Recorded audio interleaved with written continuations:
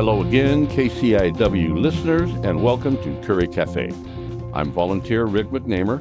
Every Sunday from 3 to 4, your host Ray Gary and I put together a panel of guests to discuss various topics of interest that impact our wonderful community.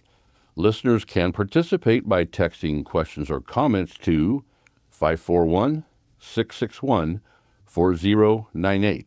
Again, that's 541-661-4098.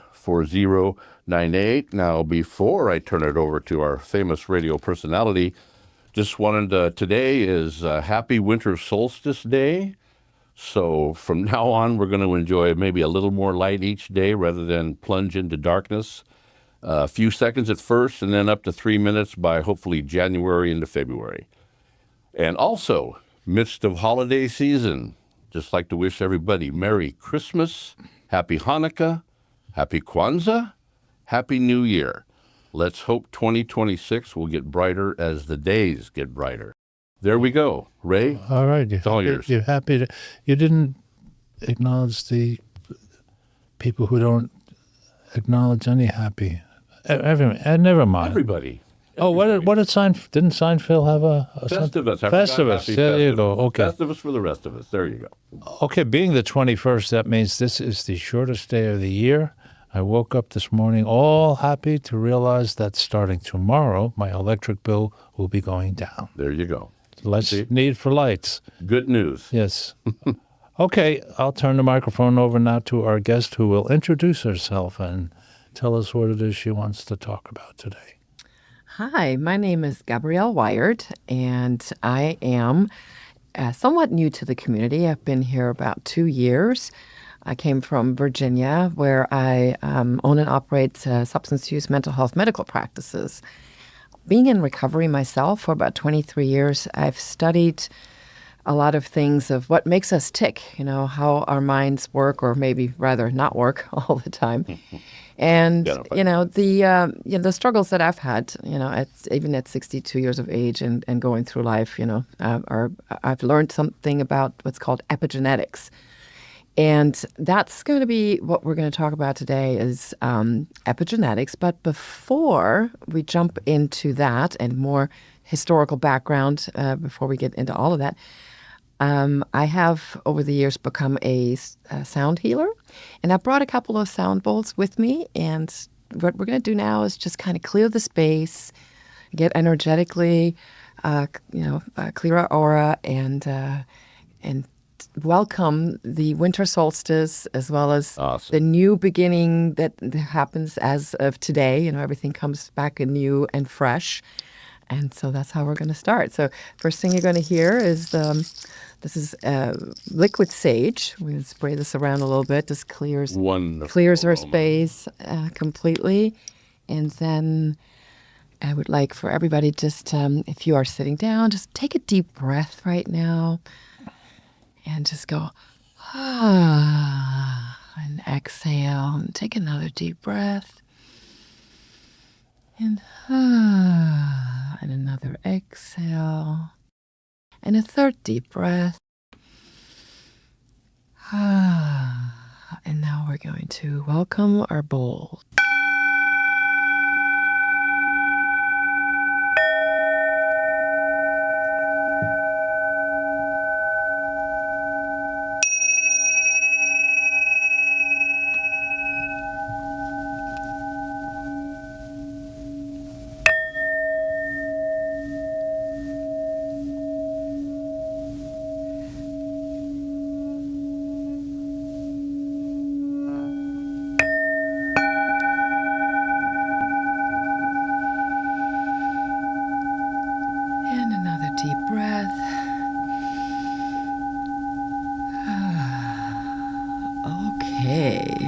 Now sufficiently cleared our space.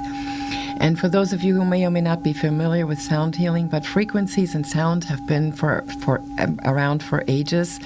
Our old church bells that we had used to vibrate at 420 hertz, which is the 420 hertz is where we are in our best space and can receive input from the universe and really grow and expand.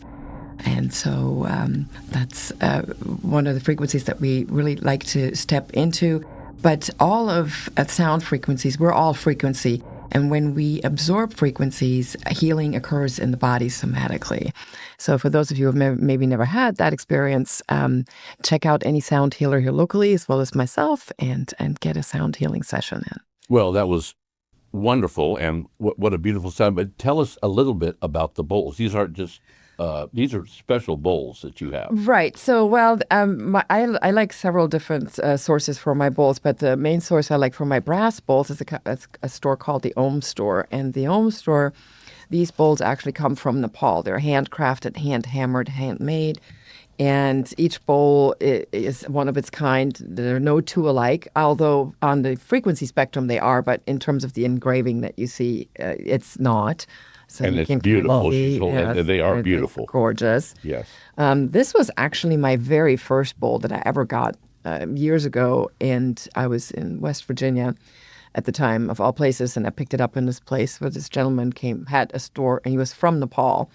And I was at Gold Beach. I took this with me. I like to go take these out in the woods and whatever. But I actually dropped it, and it broke a little bit. Oh. But it still works. So this particular bowl has even more of a connection. Yeah. And then I have these thimbles that you see. And these I actually purchased right here in Brookings, Oregon, from a person that sells these kinds. What do those symbols remind you of? Symbols. Well, our favorite movie here that we love to talk about is Plan 9 from Outer Space. Oh, so right. And that has flying saucers, God. I think that's Flying exactly saucers. what I they guess use. you can say that. Yeah. Oh, well, that's good.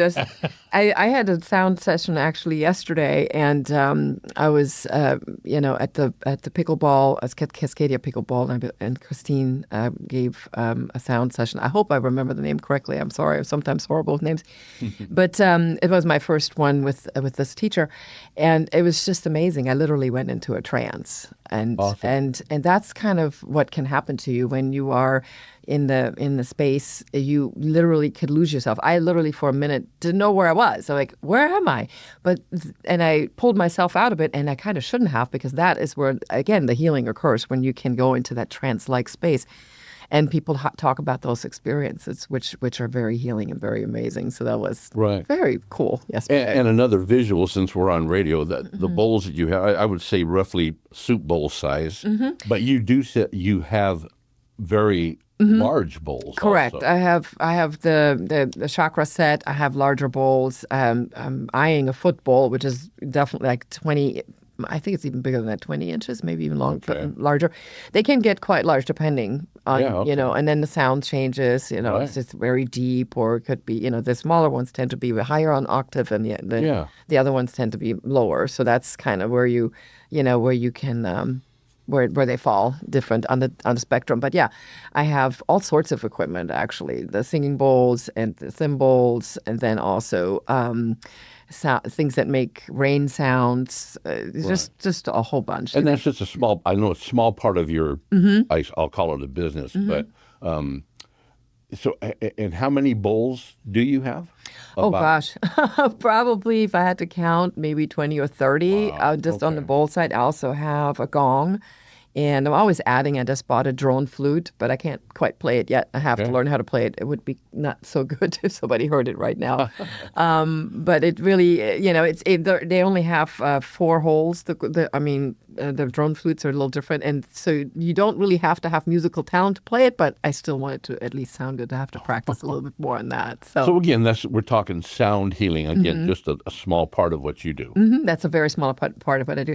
Well, actually, it's not so much a small part. It's a part of what I do. So what I've trained myself in over the last few years is in the vein of healing myself is the sound healing, psychedelic facilitation. Currently, I offer setting the intention and also doing the integration piece on the back end.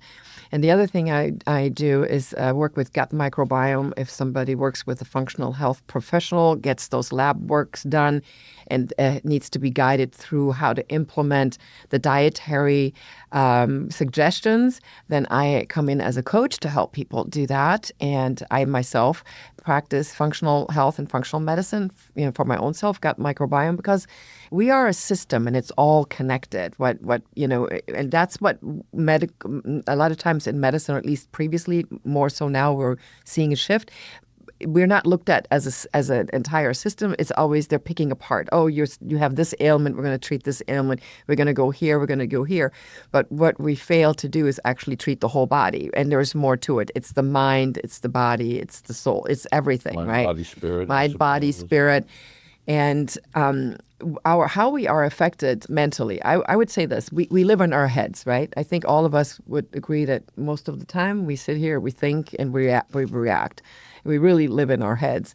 So how do we, and that's where depression comes, whether you're happy or you're sad.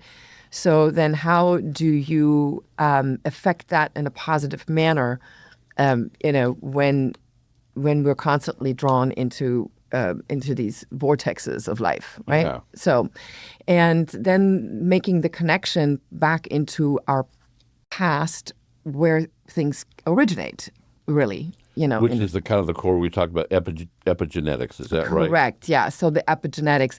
So, just again, as I embarked on my own healing, about 23 years in recovery, and then the last 20 years, I've worked in the medical space, owned and operated this medical practice, and I've seen a lot of suffering. I interviewed a lot of people. I noticed that everybody shares common traumas and seems to also have the same outcome, when it comes to addiction and so on and so forth. And then early in my recovery, I was saying, there's a cause and effect, that I didn't just wake up one day and wanted to, ingest large amounts of substance.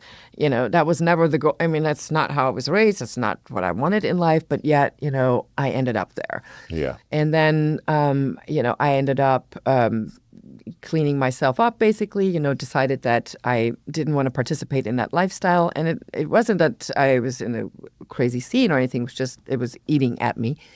And as I did that and started to go to meetings, this, that, and the other, and there was always this, you did this wrong, and we kind of beat ourselves up. But I said, well, there has to be a cause and effect. What was the cause? Well, nobody could really answer that. So years of therapy, all the things that I was looking into never really gave me the answer. I was still not better. As a matter of fact, things got worse in some sense. Mm-hmm. My ADHD became more progressive, and I just didn't understand. I kind of got lost. And then last year, it was pretty bad. I actually at some point didn't necessarily want to be here. Right? I was like, okay, well, what is all this? And I started to really look into epigenetics and the links to epigenetics by reading several books. And I came across the first book, which was In the Realm of Hungry Ghost by Dr. Gabor Mate. And that was an eye-opener for me. It was the first book I read that mentioned the word epigenetics, which I had never heard before at the time. And, what it really is, epigenetics explains how trauma, such as stress, trauma, environment, substance use, and how the genes actually express themselves. We have DNA and then we have RNA. And our DNA doesn't really change, but our RNA and how our genes express themselves can change by outside influences, or even genetic influence, or even historical influences from our ancestors, generational things that can happen that you don't even know happened. Something happened to your grandmother, and then it actually affects you in this lifetime. How would you ever know that? Those links were never made, at least not when I was in therapy. Nobody's really explained it. I'm going to jump a little bit here, but does that kind of equal? I'm thinking Darwin. I believe you and I have talked about it a little bit before. How you change because of your ancestors, or you evolve, I guess, but also maybe carry previous trauma. So, exactly, yeah. So there are a couple of examples, I should say, and one particular one that I want to recall is this. And by the way, I know I told you guys this story before, and I think I was a little bit incorrect in the actual sequence, but here's what actually happened. Okay. So this 19-year-old went to the came to the doctor, and he was just had insomnia, couldn't sleep, and just couldn't understand why he couldn't sleep. Had gone to different therapists, and had done all the tests and got on some antidepressants, but really nothing worked. And then he came to this therapist, and at this point he's 20, and it was really at his wit's end, couldn't quite understand what happened and why he couldn't sleep. And so he described, that he was, one day, he's 19 years old, and one day he wakes up in the middle of the night at 3:30 in the morning, and he was shivering cold and could never go back to sleep. And this was the permeate every night and thereafter. He had that same thing. He'd wake up at 3:30 and then couldn't sleep. And, and he was always shivering, and he had this fear that if he'd go back to sleep, he wouldn't wake up again. And so this therapist then finally said, well, okay, was there anything in your history with your family, that you can point back to where someone might have been, had a problem with sleeping, or something happened to them and they were cold in the night or whatever?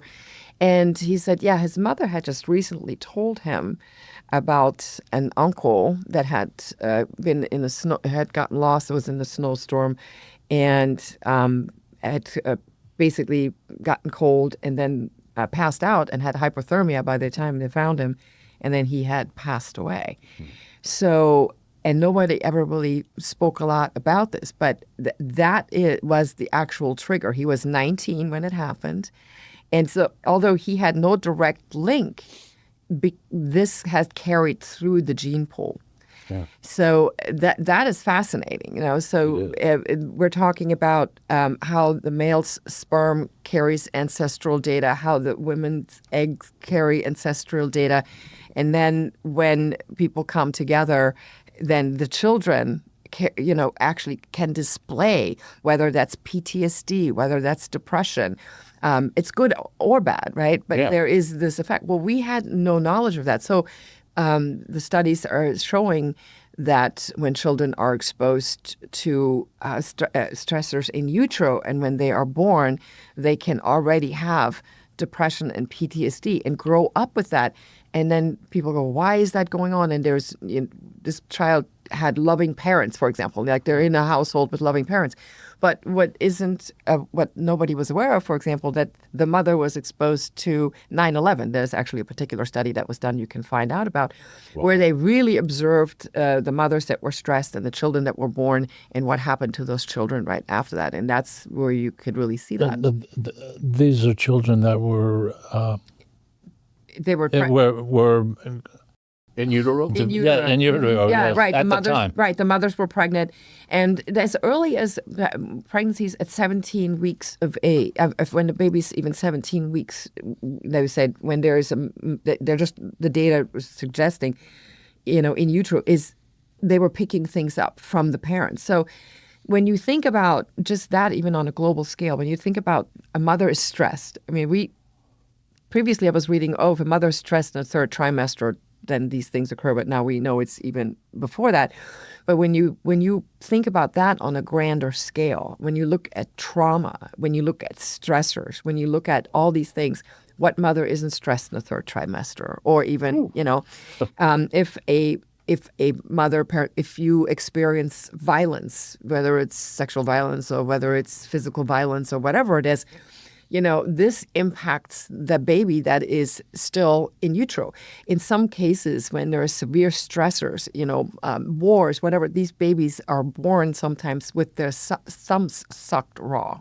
Oh. Yes, they have so much anxiety that by the time they pass through the birth canal, this has already happened. And I'm sorry, does past lives enter into your thinking at all? Or?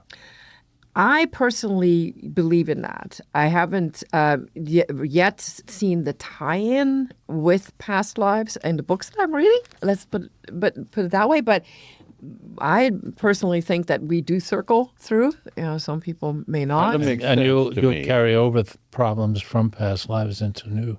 Possibly. I mean, maybe that's the part that's missing here that maybe the scientists haven't put linked together yet, that maybe we are actually coming back through, right? And maybe that is the true epigenetic. I don't know. Yeah. But the Yes. way that they're talking about it now is, just a new baby, a new sperm, a new, but because of that ancestral trauma that happened to someone, and in particular, for example, Holocaust survivors. There's another story of a young woman that I just read that she was, she was depressed from the moment that she could remember, and nobody in the family could understand why, and she just didn't want to be here. So when she was 39 years old, she went to the therapist. She told the therapist, I just don't want to be here anymore. And she said, I'm going to commit suicide.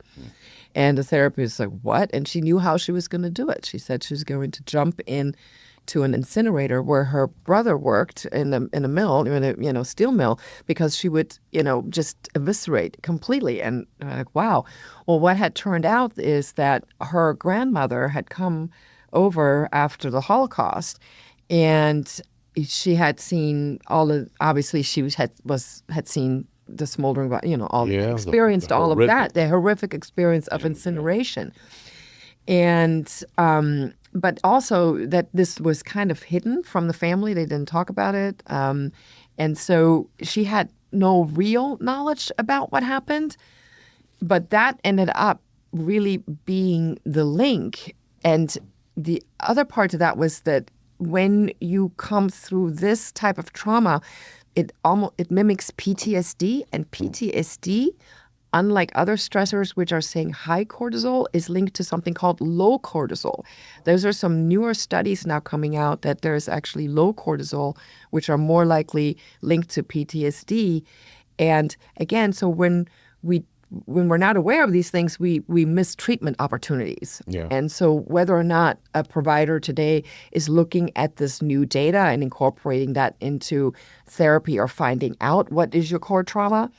I'm 62 years old, and when I decided to get help, I realized, I didn't have this information. And I think that in the younger generation now, there's more information in therapy where maybe you're aware of it. But I think our older generation really struggles still, and maybe not even is forthcoming, just struggles in silence and going, okay, well, I don't feel good today, or I'm depressed, or I'm this, or I'm that.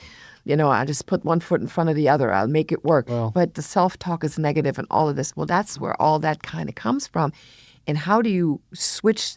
How do you turn that around? That's what we're trying to do. So when we talk about epigenetics and what it really is, it's the expression of your genes. So it's not your DNA changing, but your RNA and your gene expression. So for example, if you smoke cigarettes, you may end up with cancer, right?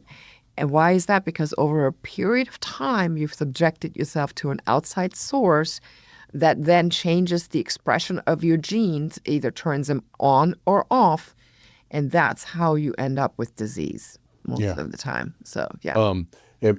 By the way, if people remember, you can text in questions or comments. Gabriele has a wealth of information, and the number is 541-661-4098. And thanks to Gabriele, you said you hadn't heard of it released for a while. Well, I never heard of it until talking to you and did a little research. It's been around longer than I thought. Now, the name I came up with was a Conrad Waddington, who apparently coined the term in 1942. So it's been around at least that long. Yeah, I think it's been around, but it's also been considered in the medical jargon as junk science for the longest time. Because but that you can't see that under a microscope, so it doesn't exist. and we always like to follow the money. Somebody was probably not seeing how they could benefit from it, or I don't know, right?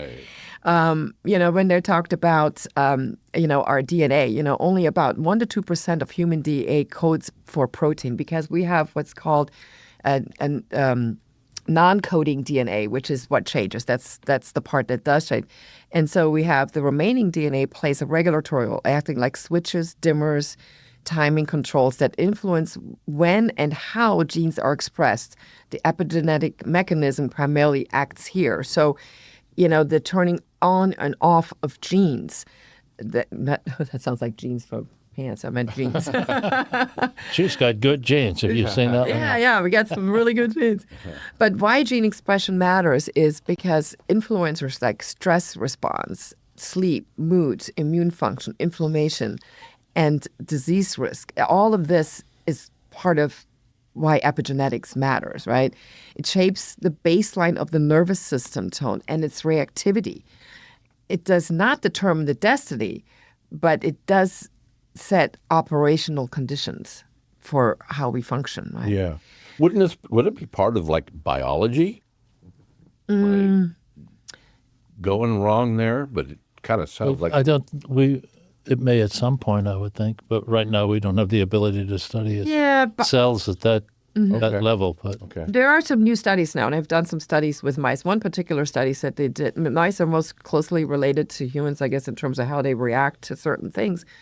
But what they've done is they took a scent, and they would have the pregnant mouse, they would give her the scent, and then they would stimulate her with something that she didn't like a pain response or whatever the noise, whatever it was, and then when the baby mice were born, even though they had never smelled the smell, when exposed to that smell, they would have a similar reaction, and so that, those are some of the tests that are being run now. And now we're doing human trials where they're starting to really link all of this together. So biology, obviously, because we, somewhere I would think has a play in it. Yeah, but, how our bodies react to right. something like that. Aromatherapy, do you include that in your practice? Well, I would say aromatherapy in the sense I sage, but with the sage. We had talked about that. I have not personally done it, but I would think, open to anything. It's not something I have in my repertoire right this minute, but I'm always willing to take a look at that. So absolutely. So but the biggest thing that I see with epigenetics is what it promises for us in terms of what we might be able to do when it comes to getting better, right? Because ultimately the key... We're all striving for that, I believe. Yeah, and also not just getting better, but also getting better not necessarily with just pharmaceutical medications, right? So we have both. We want to make sure we have everything, all the tools. But I don't know. But I would assume maybe our listeners too. I know most of us would rather not have to take a bunch of pills. We want to learn how can we heal ourselves on a natural path, right? How do we do it? Whether that's with food, whether that's with sound, whether that's something else other. And what we're learning is with epigenetics that we can reverse conditions or get better, over time. There's still therapy involved and things we have to do to change it, but we can impact just as epigenetics can negatively impact us. The same is true for the opposite. But first, you have to know it before you can address it. Right. So, and you're talking about preaching to the choir. I had my appointment with my doc just a few days ago, and that was one of my. I take a lot of pills at this stage in my life, and I am getting better in certain ways. And that was my top question when I saw her. I said, "Can I get off of some of these meds?" And I was able to get counseling with her. I was able to get off of 3. I got a lot more to go, but it's just, and we are a pill popping, especially we seniors, I think. And there's so many things affected where one interacts with the other beyond what would be in the. It might be a very slight. Yeah. Well, traditional medicine, the way that the FDA, for example, approves medications or gets medications through their cycle, is it's specifically to one part of. Let's say you have lung cancer, then they're going to go, this is for lung cancer, right? And then let's say there's breast cancer. Well, we'll go for breast cancer. But what is not done is actually looking at the whole entire system, and so they isolate. And what is missed in most of these clinical trials is all the other things that are part of before the cancer starts. Yeah. And so there was a Dr. Brzezinski years ago, and he had found that in cancer patients there was a specific protein missing. And when he started to study this protein and he was able to inject that back into people, that would help people get better. He actually had some of the first cure rates of cancer and brain cancers.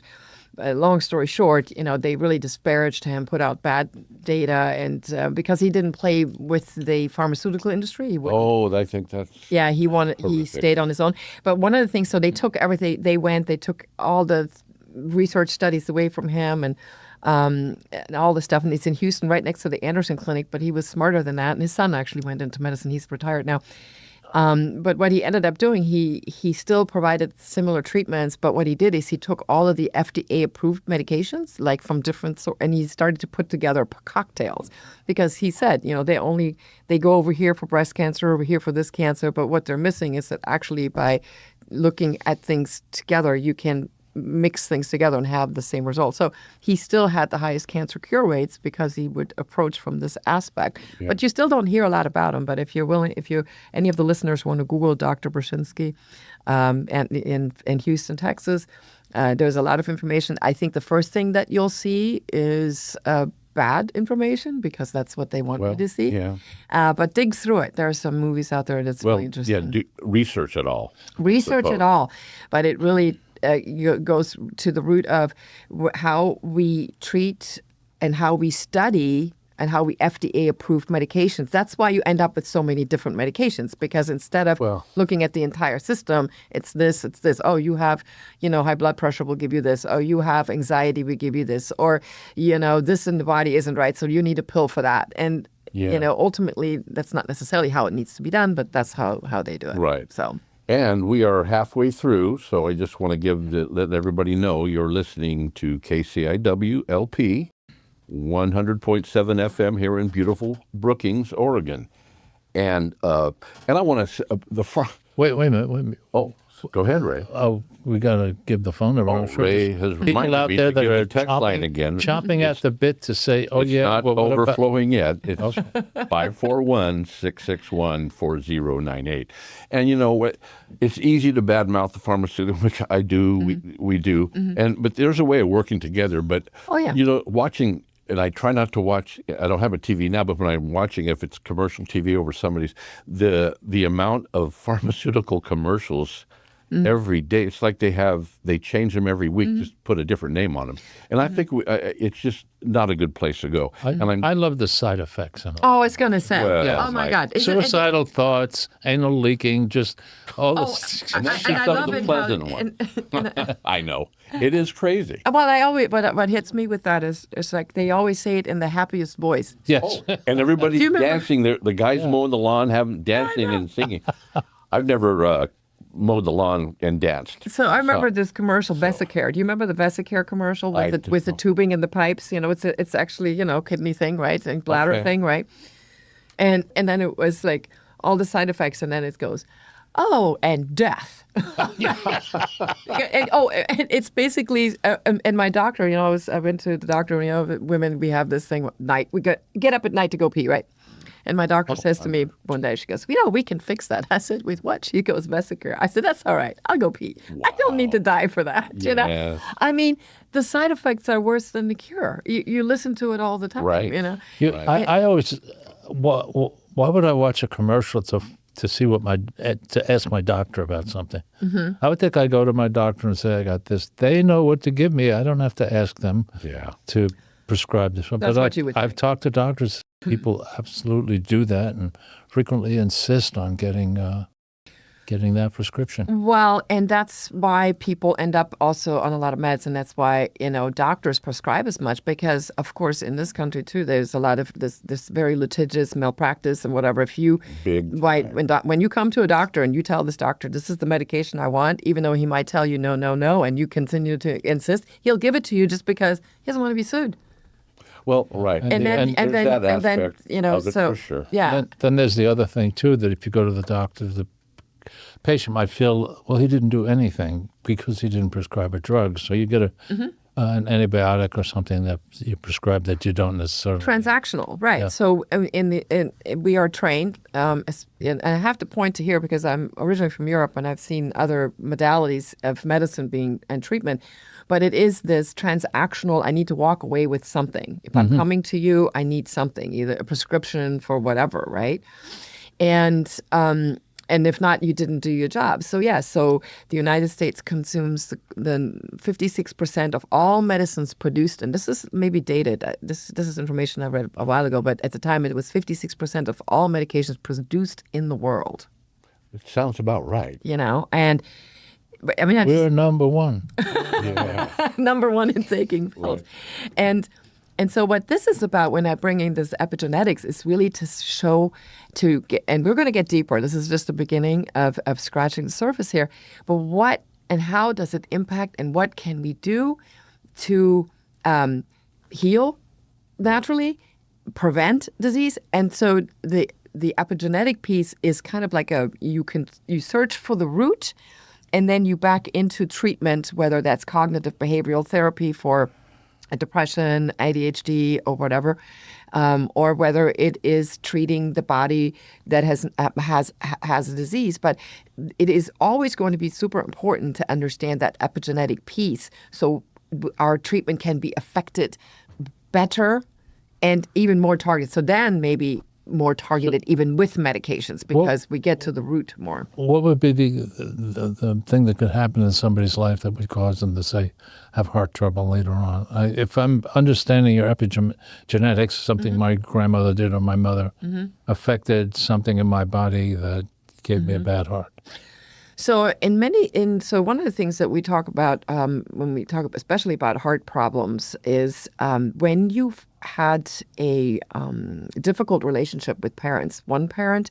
So what they've done some studies, and they've come up that if you had a issue with one parent, then you might have you have a 50% chance of having serious illnesses such as heart disease, high blood pressure, anything of that nature, kidneys, whatever.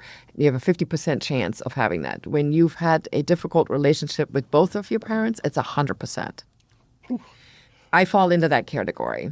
So that's one thing that we see. Now, why we have maybe a relationship with that parent, I don't know. But that's specifically targeted when you asked me about heart.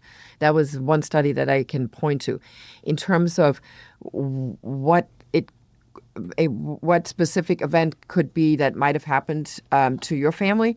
I mean, in your family tree, you could ask the question, has anybody had heart disease, or has anybody had an ailment or an incident or something, But that's not what you're not looking for, the hereditary. No, I'm looking for an event of something. Right. Yeah, something that happened that then changes the actual gene expression. That's what we're talking about. It's not the gene itself, but how the gene expresses itself, and even generationally down the line. Okay, so somebody's had an event that caused them to have heart disease later on, and so what do you do about that? So basically what happens either in the sperm or the egg, that memory is transferred to the offspring, they think up to 3 generations. Well, now you have the knowledge, then we have to take a look and see how to reverse that. What is the heart disease too, because there's different types of heart disease, right? I mean, we have, artery, we have this, we have that. And how do you then, heal that?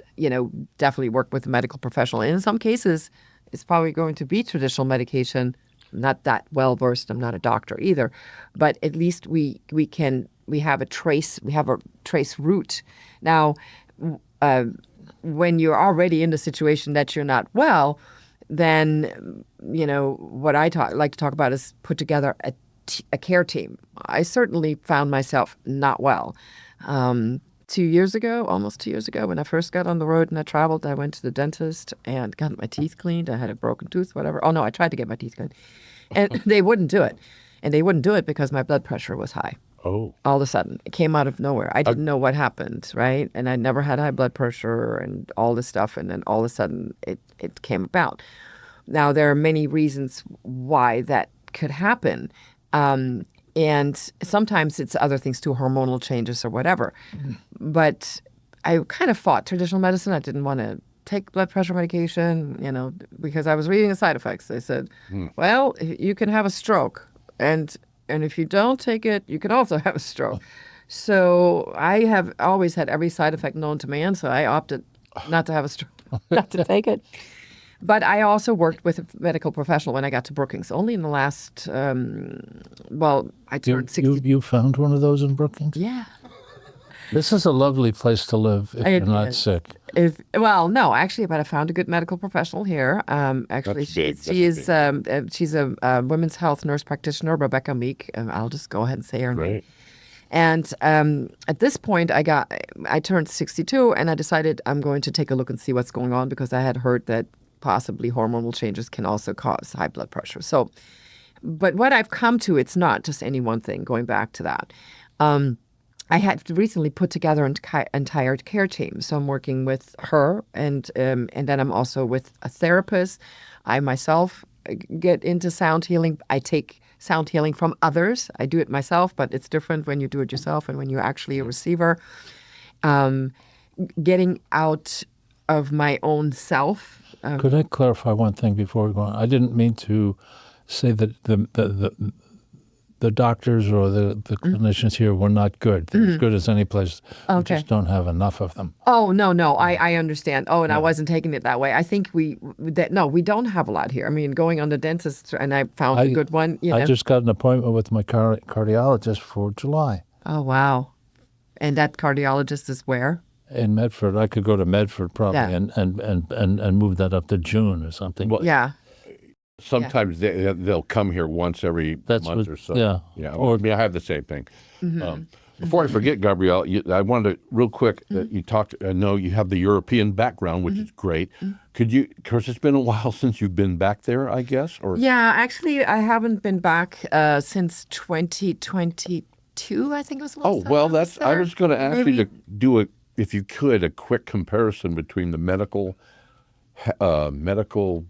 things Yeah. back there compared to how this country does it. Well, there's I mean, that's a pretty broad brush. Yeah. But Well, for one, we have, universal health care, right? When we have really good health care in a sense. I mean, I wouldn't say it used to be better when I grew up there. Everything was 100% covered. And then, Okay. they took a little bit of the American model and did some splitting of, which was, Well, whatever, it happens. yeah. But in terms of treatment, very much still very interested in doing things holistically.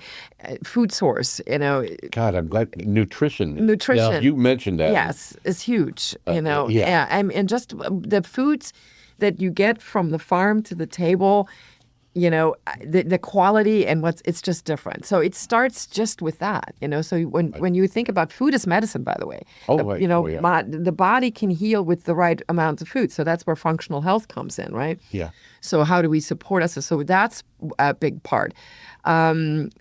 There's just more. It really is more towards the holistic side. It doesn't mean we don't obviously have chemo and all the treatments as well. Correct. Absolutely, 100%.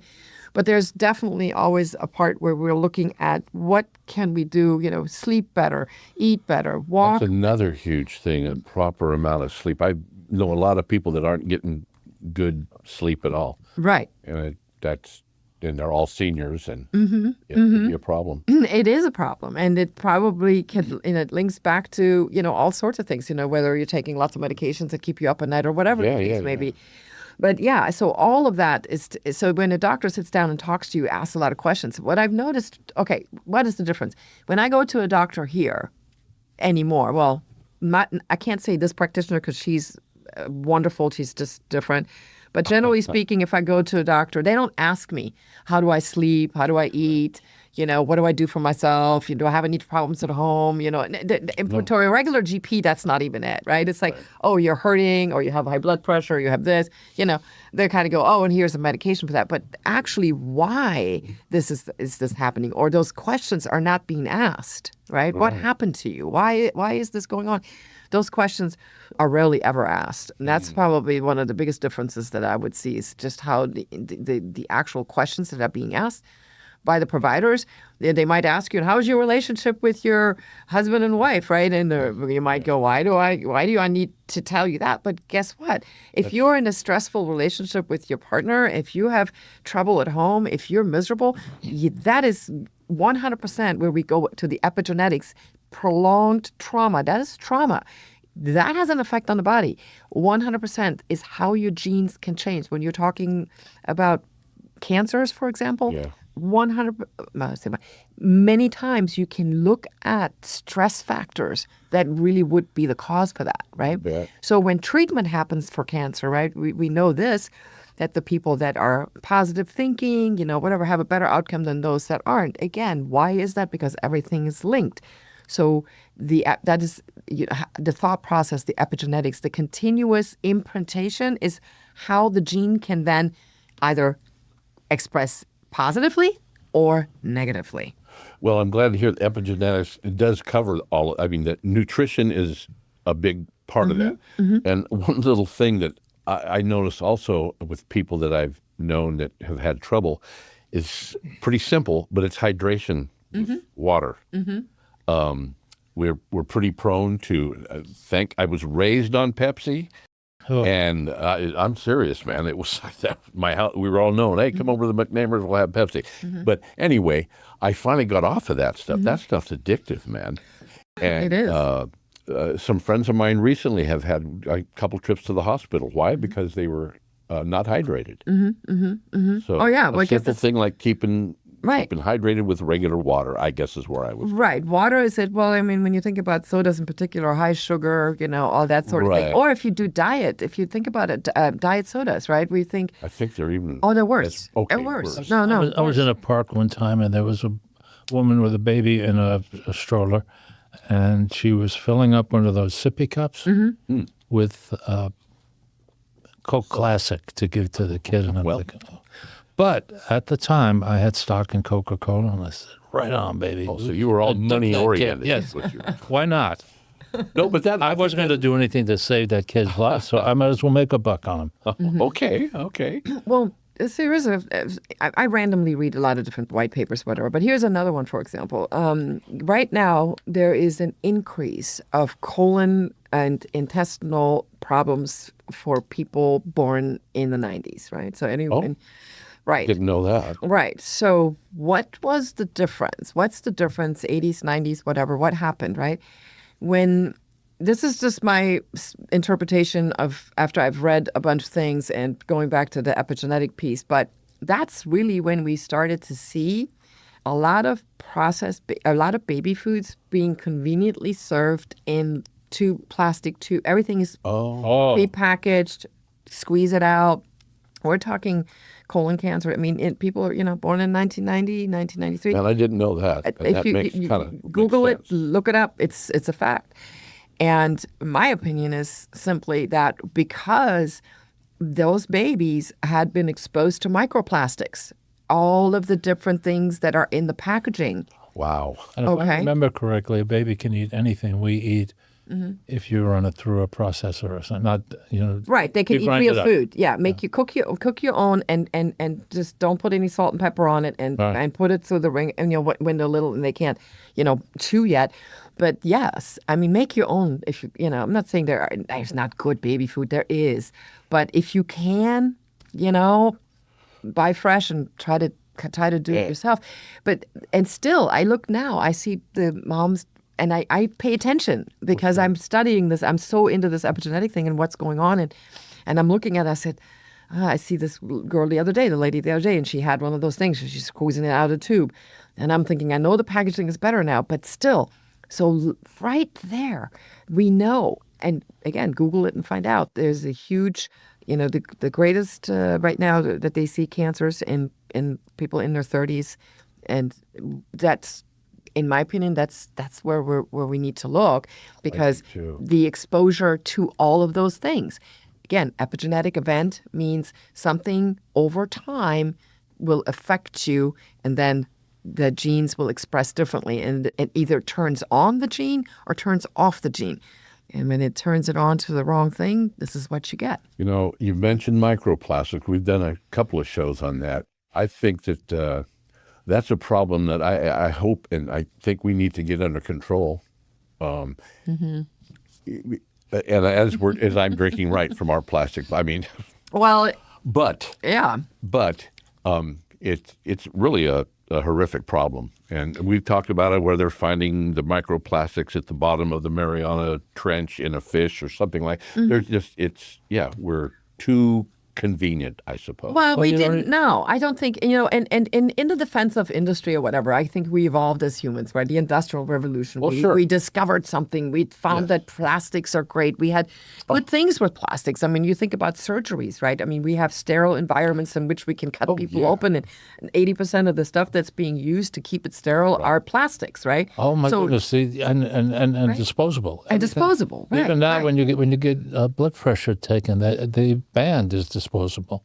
Yeah. Yeah. So, so in defense of science and as humans as we evolved, I don't think we knew it, right? I mean, I don't know that that those things came about and immediately people knew that it was something bad and they were just pushing it. The problem is once they understood it's something bad, they never corrected or tried to do different, or at least it's slow to change. Yeah, and covering up a lot of this stuff right. and to continue being Right.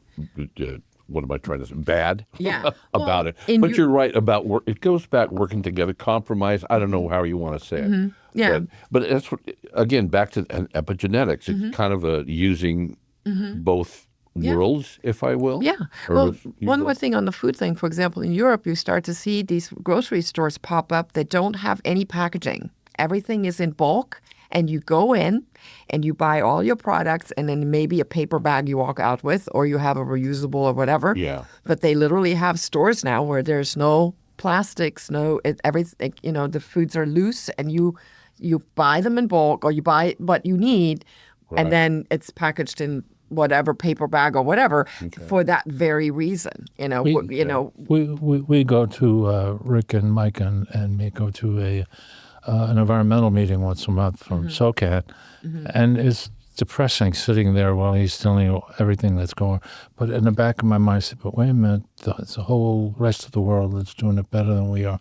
For instance, I learned years ago that in Germany, you can probably back it, it's illegal to sell toothpaste in a cardboard box. You take the tube and put it in a cardboard box, put it on the shelf, and take it home and throw it. It's just wasteful. Yeah, less packaging. Terrible packaging. Yeah. We try not to, and Buy a toothpick from Amazon. You'll be throwing away wrapping and Oh my gosh. plastic for months. every time you get a package from Amazon, you wonder what. Sometimes I get something small, it comes in a big box, and I'm like, why is all this packaging in here? It's like, what do I just order? A stereo system, and then it's like you say, a thing of toothpicks or something. It's just crazy. No, yeah. The thing is, when you open the Amazon box, it's already in a box that's in plastic and ready to ship. Why can't they just put a label on that instead of putting it in their own box? Yeah. I'm sure they would if they could, because that box isn't free to them. Yeah. They have to buy that. Well, and that's another thing. Probably could save money, right? But less cost if we didn't have so much packaging. Bring that down, right? So over the time and over, There was a thing on the news this morning about the town that What a Wonderful Life was patented after. It wasn't that town, but it has all the bridge and all that same stuff. And A little homey stuff. And they told what a lovely place it is, and then they back the camera off, and at the edge of the town, there's a huge dump, and that's off-gassing all the time, and they're looking at expanding the dump, so No. not such a wonderful life maybe there. Well, Gabriele, back to the Epigenetics. thank you. It's hard to say. Just found out. Yeah. But and we've mentioned meditation being part of the quote healing. Does religion, spirituality come into play?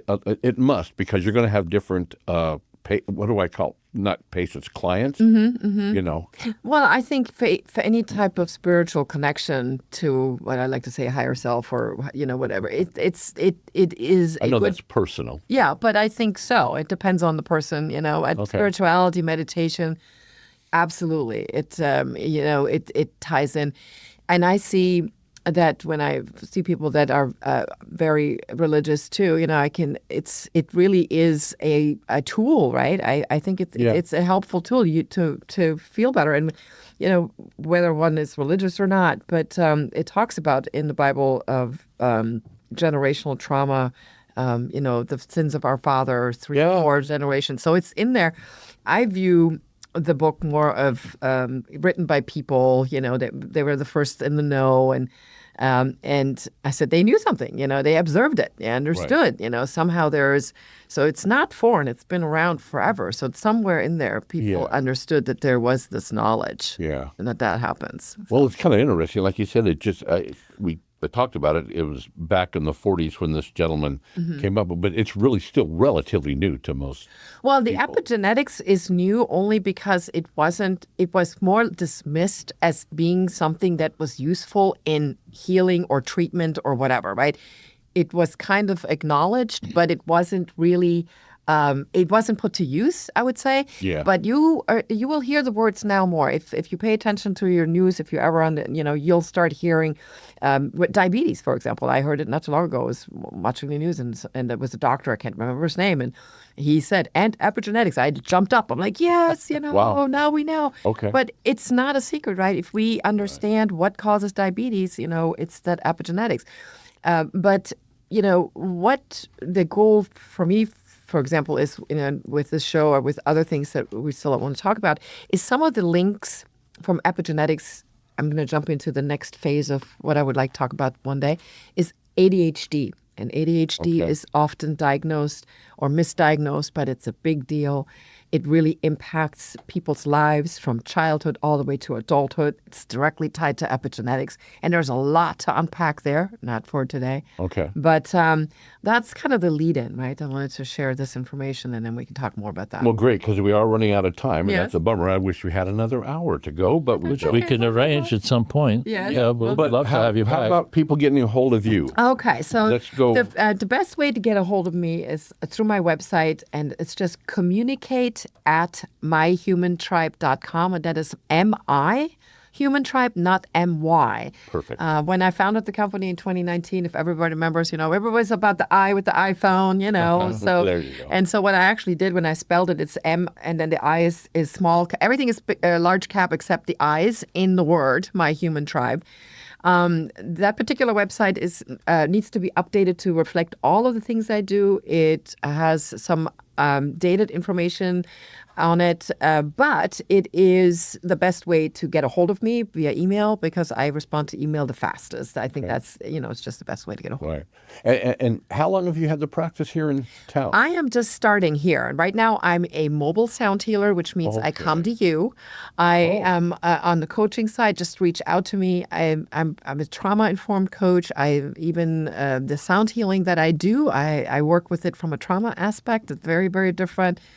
I'm not very, very different, but I believe a little bit different maybe. And I like to work with individuals on a one-on-one because that's where the rubber meets the road. Right. And so that's Oh, great so thing. we were lucky enough to get you to visit us today. Oh, yes. So, Yes. Well, no, I like to do it for everybody. Oh, it's great. But one-on-one is really nice. If I can really work with somebody one-on-one, I really enjoy that a lot. Okay.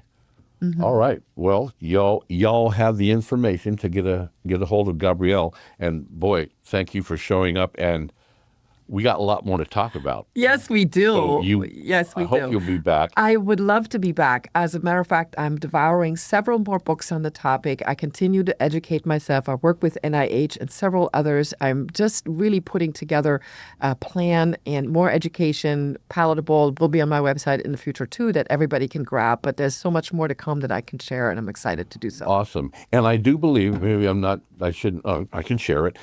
I think you're talking about hopefully doing a show on our radio Yes, program, yes. your own show. I would love to.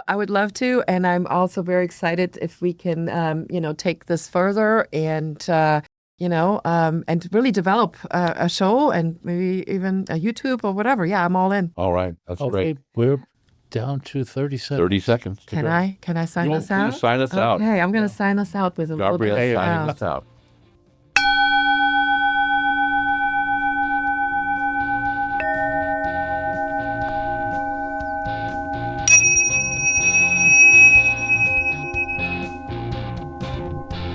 No better way. Thank you. Thank you for having me. KCIW LP 100.7 FM here in beautiful Brookings, Oregon. Thank you. Lots of love.